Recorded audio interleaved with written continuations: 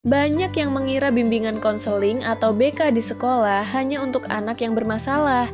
Padahal di sekolah dasar, bimbingan dan konseling justru bisa membantu anak belajar mengenali diri, mengelola emosi, dan bersosialisasi dengan sehat, serta bisa membantu kemampuan belajar pada anak.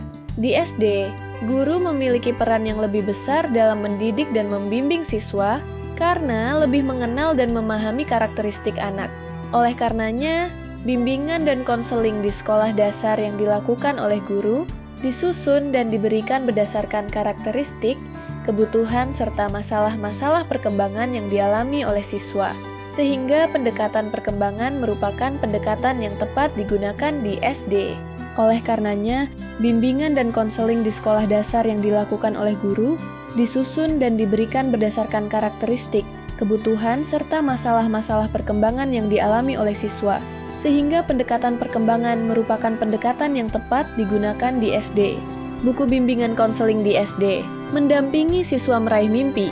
Karya Mirna Apriani Lestari, MPD, dapat menjadi panduan bagi guru di sekolah dasar, termasuk wali kelas, mahasiswa PGSD, dan pengelola sekolah untuk dapat meningkatkan pemahaman serta pengetahuan tentang cara memberikan layanan bimbingan dan konseling di SD agar bisa mendampingi para siswa meraih mimpi dengan mengembangkan potensinya secara optimal.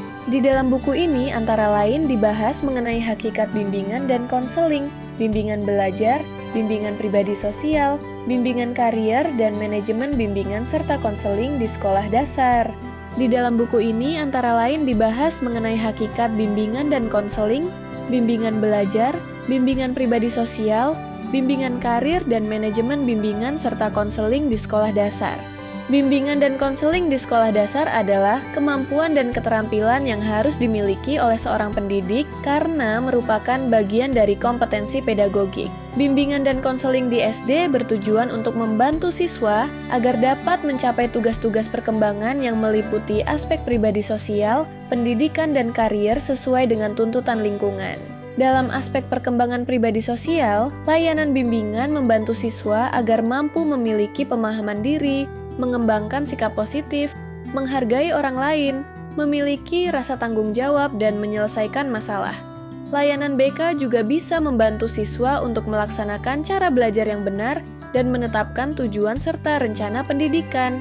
Guru kelas merupakan orang pertama yang harus mampu mengidentifikasi kebutuhan siswa, membuat nuansa belajar yang bermakna, serta menjadi rekan yang solid bagi orang tua siswa di rumah guna mencapai tujuan pendidikan anak.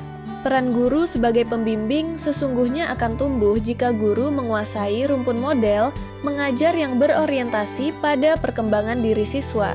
Penekanannya lebih diutamakan pada proses yang membantu individu dalam membentuk dan mengorganisasikan realita yang unik dan lebih banyak memperhatikan kehidupan emosional siswa.